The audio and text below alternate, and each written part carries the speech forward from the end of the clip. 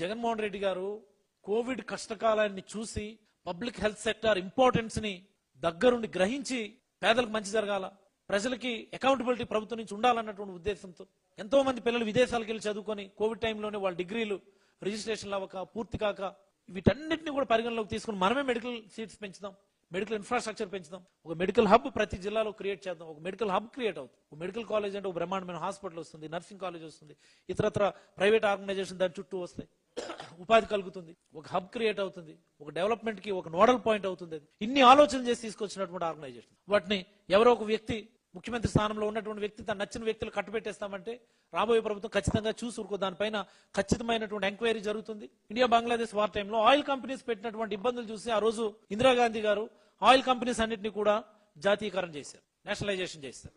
మనం ఇప్పుడు కానీ మనం కళ్ళు మూసుకొని కూర్చుంటే రోడ్లు ప్రైవేట్ వ్యక్తులకి ఇస్తానంటా ఉన్నాడు, ఇరిగేషన్ ప్రాజెక్ట్ ప్రైవేట్ వ్యక్తుల చేతిలో పెడతానంటా ఉన్నాడు, లిఫ్ట్ ఇరిగేషన్ స్కీములు ప్రైవేట్ వ్యక్తుల చేతిలో పెడతానంటా ఉన్నాడు, హార్బర్ ప్రైవేట్ వ్యక్తుల చేతిలో పెడతానంటా ఉన్నాడు, పోర్టులు ప్రైవేట్ వ్యక్తుల చేతిలో పెడతానంటా ఉన్నాడు, టూరిజం హోటల్స్, టూరిజం ల్యాండ్స్ అన్ని కూడా ప్రైవేట్ వ్యక్తుల చేతిలో ఆల్రెడీ పెట్టేశారు. మనకి రాష్ట్రంలో ప్రజల ఆస్తిగా చెప్పుకోవడానికి మిగిలేది ఏమి కూడా ఉండే పరిస్థితి లేదు. అందుకని ప్రజలే దీన్ని అడ్డుకోవాల్సినటువంటి పరిస్థితి ఉందని ప్రజలందరికీ కూడా విజ్ఞప్తి చేస్తూ వైఎస్ఆర్ కాంగ్రెస్ పార్టీ జగన్మోహన్ రెడ్డి గారి నేతృత్వంలో ఎప్పుడు కూడా ప్రజాపక్షం అని చెప్పి మరొకమారు తెలియజేసుకుంటూ సెలవు తీసుకుంటాం. ఈ రోజు ఈ రాష్ట్రంలో పెట్టుబడులు రాకపోవడానికి ప్రధాన కారణం ఈ రోజు పప్పు బెల్లాల్లాగా భూములు పంచాల్సినటువంటి అవసరం ఎందుకు వచ్చింది ఈ రాష్ట్రంలో? పప్పు బెల్లాల్లాగా అంటే ఎకరా 99 పైసలు, ఎకరా 10 పైసలు, ఎకరా సంవత్సరానికి 99 రూపాయలు లీజు. ఈ మాదిరి పప్పు బెల్లాల్లా పంచినప్పటికీ కూడా పెట్టుబడిదారులు ఈ రాష్ట్రానికి రావడానికి ఎందుకు భయపడుతున్నారు అనేది మీరు ఒకసారి గమనిస్తే గవర్నమెంట్ చేస్తున్నటువంటి దౌర్జన్యం, ప్రభుత్వ పెద్దలు చేస్తున్నటువంటి దౌర్జన్యం, అదానీ లాంటి ఇన్వెస్టర్ కి సంబంధించినటువంటి క్యాంప్ ఆఫీస్ ని దాడి చేసి డిస్మాంటిల్ చేసి ప్రొడక్షన్ ఆపింది ఎవరు?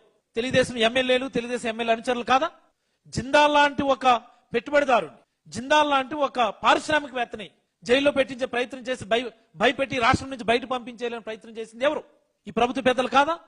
ఒక చెట్టినాడు సిమెంట్ వాళ్ళ ఇండస్ట్రీకి తాళమేసేలేదా? ఒక ఎల్ఎన్టీ వాళ్ళు వాళ్ళ ప్రొడక్షన్ ఆపేసి తాళమేసేలేదా?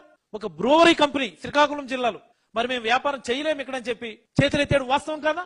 ఈ ప్రభుత్వం చేస్తున్న దాడులు, ఈ ప్రభుత్వం చేస్తున్నటువంటి అన్యాయాలకు భయపడి ఏ పారిశ్రామికవేత్త కూడా ఈ రాష్ట్రానికి రావడానికి భయపడితే చివరికేమో ఫ్రీగా భూములు ఇచ్చి, రియల్ ఎస్టేట్ కంపెనీలకు కూడా ఫ్రీగా భూములు ఇచ్చి ఈ రాష్ట్రాన్ని రప్పించుకునేటటువంటి దౌర్భాగ్య స్థితిలోకి ఈ రోజు మనం వచ్చాము. రౌడిజం చేస్తున్నది ఎవరు? రౌడిజం చేసింది ఎవరు? పెట్టుబడిదారులు భయపెట్టింది ఎవరు? దావోస్ వేలు ఉత్త చేతులతో తిరిగి వచ్చింది ఎవరు?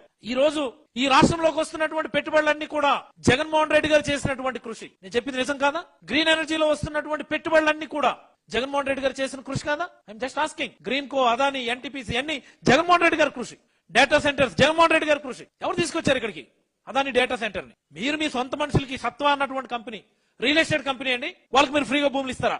ప్రభుత్వ ఆధ్వర్యంలో ప్రభుత్వ ప్రజల సొమ్ముతో నిర్మించినటువంటి కాలేజీలు ప్రైవేట్ వ్యక్తులకి అప్రంగా కట్టుబెడితే ప్రభుత్వం తిరిగి టేక్ ఓవర్ చేసుకుంటామంటుంది. Yes, that is our stand. అందుకే ముందుగానే ఆ వ్యక్తులు కూడా చెప్తున్నాం, మేము ఇందులో ఎలాంటి లుక్ బ్యాక్ లేదని చెప్పి నేనైతే తెలియజేయదలుచుకున్నాను. ఆ మధ్యన ఎక్కడో బీఫ్ గోమాంసం సుమారుగా 1 లక్ష టన్నులో 1,00,000 కేజీలు వైజాగ్ లోనే ఒక గోడౌన్ లో దొరికింది. ఇంత పెద్ద ఎత్తున బీఫ్ వ్యాపారం మీ రాష్ట్రంలో జరుగుతుంది, గోవధ జరుగుతుంది అని చెప్పి ప్రజలందరూ గగ్గోలు పెట్టారు. Just happen 1 month back. ఇదే కదా ఒక్క మాట మాట్లాడారు ఆయన, ఒక్క మాట. చాలా ఆవేదనతో మాట్లాడుతున్నాను పవన్ కళ్యాణ్ గారు. మీరు ఒక్క మాట మాట్లాడారా? మీరు సనాతని కదా, మీరు హిందూ ధర్మ పరిరక్షకులు కదా. మీరు ఇంత పెద్ద ఎత్తున గోవధ జరిగి ఇంత పెద్ద ఎత్తున బీఫ్ ఎక్స్పోర్ట్స్ ఇక్కడ నుంచి జరుగుతూ ఉన్నాయి. ఇలాంటి పరిస్థితి జగన్మోహన్ రెడ్డి గారి హయాంలో ఎన్నడూ రాలేదు. ఇలాంటి చర్చ రాలేదు జగన్మోహన్ రెడ్డి గారి హయాంలో. అంటే అంత నీట్ గా జగన్మోహన్ రెడ్డి గారు వ్యవస్థను కంట్రోల్లో పెట్టారు. ఎక్కడ ఎలాంటి అవాంఛిత ఇబ్బందులు లేకుండా, ఇలాంటి ఇలిసిట్ వ్యాపారాలు జరగకుండా. ఈ రోజు మీ హయాంలో జరుగుతుంటే మీరు ఒక్క మాట మాట్లాడలేదు. జగన్మోహన్ రెడ్డి గారు మన పరకామణి ఇష్యూ మీద ప్రెస్ మీట్ లో మాట్లాడారు. మ్యాగ్నిట్యూడ్ ఆఫ్ ద ప్రాబ్లం, కోర్టులో జరిగినటువంటి, లోక్ అదాలత్లో జరిగినటువంటి, జడ్జి ఆధ్వర్యంలో జరిగినటువంటి సెటిల్మెంట్ కి సంబంధించి జగన్మోహన్ రెడ్డి గారు మాట్లాడితే గౌరవ ఉప ముఖ్యమంత్రి పవన్ కళ్యాణ్ గారు మీడియా ముందుకు వచ్చి అంటారు, మీ మతంలో జరిగితే మీరు ఇలాగే మాట్లాడతారా? మీ మతంలో జరిగితే ఇంత చిన్న సమస్య మీరు మాట్లాడతారా? నిజంగా ఎలాగా ఇది ప్రజాప్రతినిధులు అంటే ఇంక ప్రజలు ఏమి అబ్జర్వ్ చేయడం లేదని అనుకుంటారా? ప్రజలు ఏమి వీళ్ళ పద్ధతుల్ని, వీళ్ళ మాటల్ని ఎవరు అబ్జర్వ్ చేయడం లేదు, ఎవరు పట్టించుకోవట్లేదు, మనం మాట్లాడిందే వాళ్ళ చెవిలోకి చేరుతుందిలే అని అనుకుంటా ఉంటారా? సనాతని అని చెప్పుకునే మీరు ఇంత పెద్ద ఎత్తున బీఫ్ వ్యాపారం జరుగుతుంటే మీరు మాట్లాడరు. పరకామణి గురించి జగన్మోహన్ రెడ్డి గారు కోర్టు పరిధిలో జరిగినటువంటి సెటిల్మెంట్ ఏం జగన్మోహన్ రెడ్డి గారు చేయలేదుగా, భూమన్ కరుణాకర్ రెడ్డి గారి దగ్గర నుంచి చేయలేదుగా. కోర్టు పరిధిలో లోక్ అదాలత్ అంటే కోర్టు పరిధిలో జరిగినటువంటి సెటిల్మెంట్ గురించి ఆ రోజు జరిగినటువంటి అంశాలు మాట్లాడితే మీ మతంలో జరిగితే మీరు ఇలాగే ఊరుకుంటారా అని అడగటం ఆయన యొక్క సంకుచిత భావాలకి ఇది ఒక నిదర్శనం. రాష్ట్ర ప్రజలందరూ కూడా గమనించాలి. కేవలం రాజకీయ ప్రయోజనాల కోసమే మతం గురించి ఆలోచించేటటువంటి వ్యక్తులు, మతాల గురించి మాట్లాడేటటువంటి వ్యక్తులు ఈ రోజు రాష్ట్రాలని పరిపాలిస్తున్నారు అన్నటువంటి అంశాన్ని గమనించమని కోరుతున్నాం.